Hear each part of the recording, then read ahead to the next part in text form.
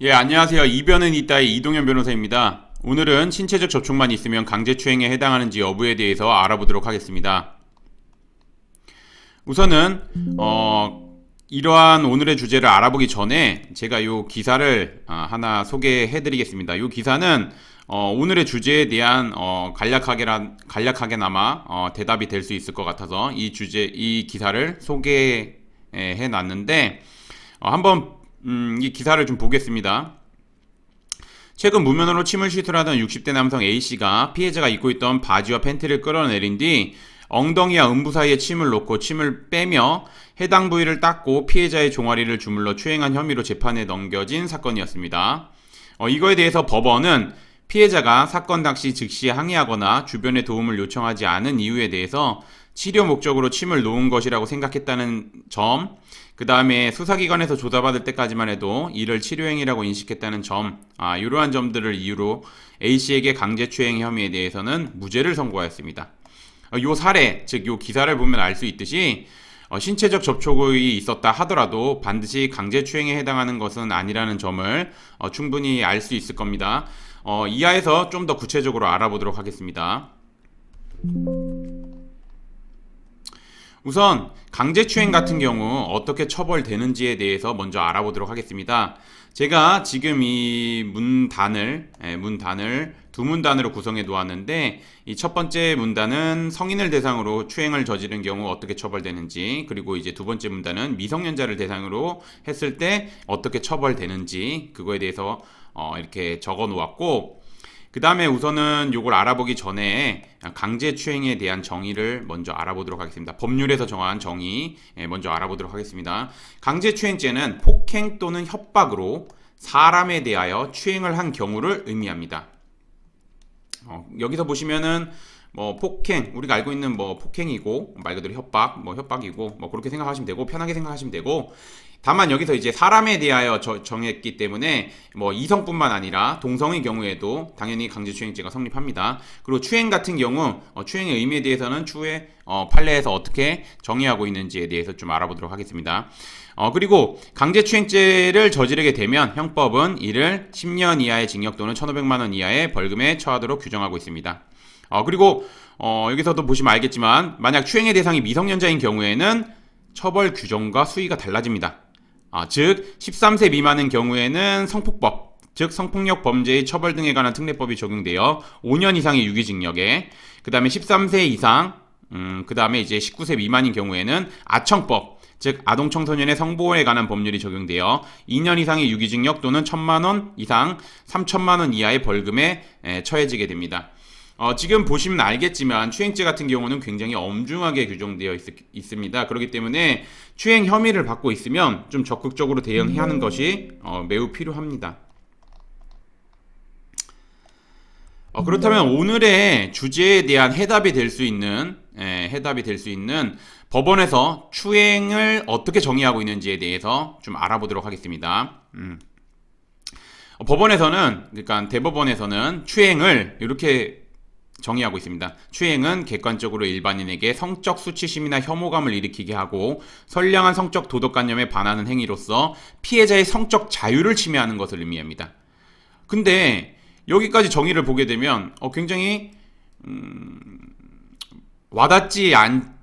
그러니까 딱 와닿아서 추행이 뭔지 딱 이렇게 이미지로 이렇게 떠오르는 게 없을 겁니다. 그렇기 때문에 이거에 대해서 해당하는지 여부에 대해서도 이제 판례에서 좀 더 구체적으로 얘기를 해놨습니다. 보면은 피해자의 의사, 즉 피해자가 신체적 접촉에 대해서 동의했는지 안 했는지, 피해자의 성별, 피해자가 말 그대로 남성인지 여성인지 아니면 동성인지 이성인지, 피해자의 연령, 연령이 나이가 어린 학생인지 아니면 나이가 있는 성인인지, 연령 같은 경우는 어린 학생들 같은 경우는 이제 가벼운 신체적 접촉에 대해서도 이제 좀 수인 한도가 적은 반면, 성인들 같은 경우는 사회생활도 하고 이제 학교생활도 하고 단체생활도 하고 하다 보면 이제 좀 더 신체적 접촉에 대해서 좀 더 수인 범위가 좀 더 늘어나게 됩니다. 이제 그런 것도 다 반영하겠다는 거고, 그 다음에 이제 행위자와 피해자의 이전부터의 관계,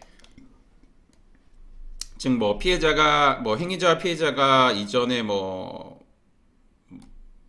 서로 이제 연인 사이였던지 아니면 썸을 타는 관계였던지 그런 것도 다 보겠다는 겁니다. 그리고 행위에 이르게 된 경위, 그러니까 그러한 행위가 어떻게 일어나게 됐는지, 그 다음에 구체적인 행위 태양에 대해서 굉장히 이제 좀 와닿지 않는다고 생각하시거나 아니면은 이제 이거에 대해서 좀 정확하게 이해를 못 하시는 분들이 있는데, 그냥 간단하게 생각하면 행위 태양은 행위 유형입니다. 즉, 뭐 제가 예를 들면은 뭐 엉덩이를 만졌다. 이거에 대해서 이제 그 행위 태양을 보게 되면 엉덩이를 손으로 꽉 잡았다. 아니면 엉덩이를 스치듯 만졌다. 아니면 엉덩이를 짚었다. 뭐 이런 식으로 이제 그 행위에 대한 유형을 말하는 겁니다. 그리고 주위의 객관적 상황, 심지어 이게 시대적 성적 도덕 관념까지도 판단하게 됩니다. 이렇게 모든 거를 종합해 가지고 이제 추행에 해당하는지 여부를 고려하게 됩니다. 뭐 요 추행의 정의를 보게 되면 오늘의 주제인 신체적 접촉만 있으면 강제추행에 해당할까? 요 주제에 대한 대답은 간략하게나마 나올 알 수 있을 것이라고 생각합니다. 즉, 뭐 답은 그거죠. 신체적 접촉이 있다 하더라도 강제추행에 반드시 해당하는 건 아니다. 뭐 이런 게 오늘의 뭐 해답으로 나오겠죠. 대답으로 나올 거고. 그리고 제가 또 한 가지 또 말씀드리면, 이 강제추행죄 같은 경우는 보시면 폭행 또는 협박으로, 순서대로 한번 보겠습니다. 시간 순서대로 폭행 또는 협박으로 사람에 대하여 추행을 한 경우죠.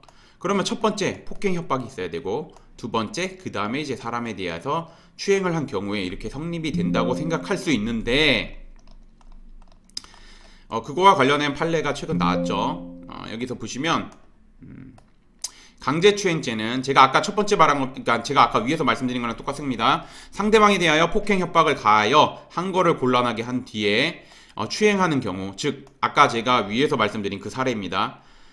거기서 이제 추가해가지고 법원에서 판단한 게 뭐였냐면, 뿐만 아니라 폭행행위 자체가 추행행위라고 인정되는 경우도 포함한다고 했습니다. 즉 반드시 폭행이 있고 추행이 있어야 되는 시간 순서가 아니라 폭행 자체가 추행으로 해당하는 경우에도 이제 이 강제추행죄에 해당한다는 겁니다. 즉, 뭐 제가 예를 들면 어떤 사람이 옆에 있던 여성의 가슴을 확 움켜잡았습니다.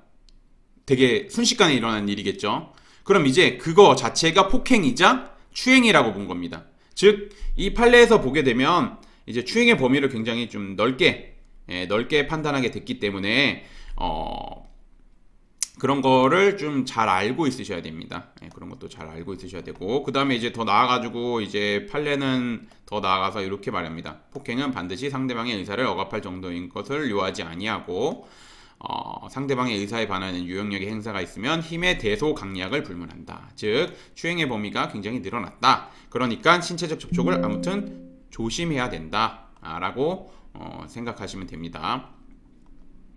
그렇다면 강제추행 혐의를 받고 있으면 어떻게 대응해야 되는지, 그거에 대해서 좀 알아보면, 강제추행죄가 문제가 되면 보통 이제 수사기관에서는, 즉 여기서 수사기관은 뭐 경찰이나 검찰을 말하겠죠. 근데 보통은 이제 경찰이 되겠죠. 처음 조사하는 게 경찰이니까. 경찰 같은 경우는 당시 상황이 촬영된 CCTV 영상, 뭐 CCTV 영상이 있으면 CCTV 영상을 확보할 거고, 주변에 목격자가 있으면 목격자 진술 등을 확보할 겁니다.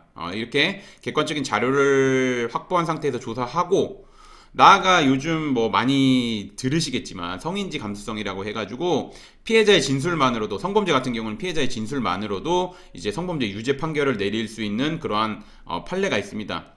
그런 걸 이유로 해가지고 이제 요즘에 피해자의 진술만으로도 유죄 판결이 나오는 경우가 많기 때문에 수사기관에서도 피해자 진술에 되게 무게를 많이 두고 수사를 하게 됩니다. 그렇기 때문에 무작정 너 전화 안 했어요, 저는 그럴 일이 없어요, 이렇게 무작정 혐의를 부인하다가는 오히려 더욱 엄중하게 처벌받을 수 있습니다. 그렇기 때문에 실제 제가 뭐 말씀드리면은, 실제 우선은 강제추행을 저지른 경우에는 피해의자는 혐의를 인정하고 최대한 피해자에 빠르게 합의하여 사건을 원만하게 해결하는 것이 필요합니다. 반면에 억울하게 강제추행 혐의를 받고 있다면 평소 아까 그 판례에서 나온 그런 것들을 이제 그런 거를 이제 말 그대로 객관적인 자료와 함께 법률적으로 주장하는 겁니다. 뭐냐면 평소 피해자랑 어떤 관계였다. 그 다음에 이제 피해자랑 사건 전후에 뭐 주고받은 카카오톡 대화 내용이 어땠다. 뭐 가령 그런 거죠. 뭐 어떤 썸 타는 여성이랑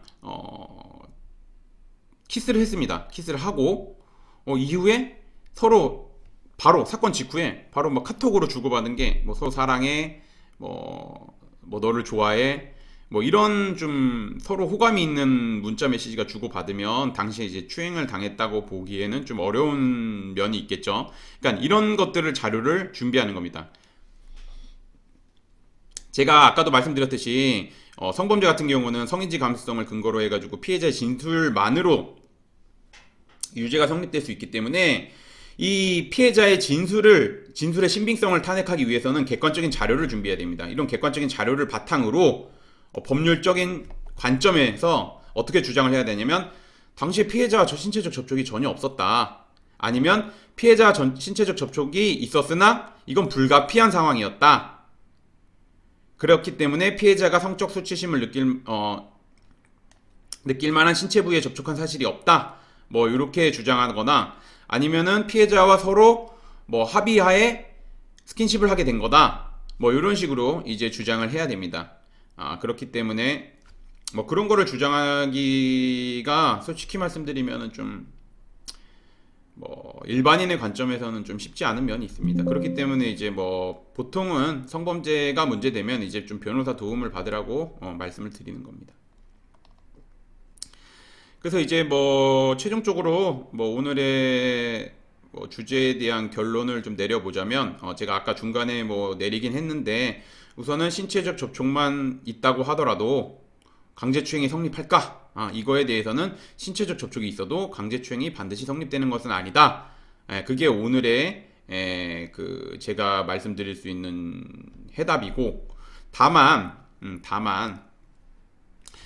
뭐 무작정, 제가 아까도 앞서 말씀드렸듯이 무작정 혐의를 부인한다고는 안 되고, 피해자의 신빙성을 탄핵할 수 있는 여러 객관적인 자료들을 준비해야 됩니다. 그리고 특히나 성범죄가 문제된 경우에는 혐의가 인정되면, 뭐 물론 이제 아까 위에서 살펴봤듯이 이제 엄중한 형사처벌 외에도 뭐 신상정보 등록, 공개고지, 여기서 보시면은 뭐 신상정보 등록, 공개고지, 취업 제한, 이런 이제 성범죄 보완 처분도 함께 내려질 수 있습니다. 그렇기 때문에 사회적, 경제적으로 굉장히 큰 불이익을 입을 수 있습니다. 그렇기 때문에 제가 말씀드리고자 하는 거는, 강제추행 혐의 받고 있다면 혼자 대응할 수 있으면 앞에서 말씀드린 그러한 좀 객관적인 자료들 뿐만 아니라 법률적인 관점에서 좀 주장을 하면서 이제 자신의 억울함을 호소해야 되고, 뭐 도움을 받을 수 있다면 뭐 주변에 이제 변호사님들의 도움을 받아서 좀 적극적으로 대응할 필요가 있습니다. 예, 오늘은 뭐 오늘의 주제가 좀 최근에 이슈가 되는 좀 주제긴 한데, 뭐 그거에 대해서 제가 이제 간략하게나마 해답을 드린 것 같고, 제일 중요한 거는 뭐냐면, 추행의 혐의로 추행을 저지른 경우에는 당연히 혐의 인정하고 피해자는 빠르게 합의하는 게 제일 중요합니다. 다만 이제 억울하게 이러한 추행 혐의를 받고 있다면 이렇게 어떻게 대응하라고 제가 말씀드린 부분이고요.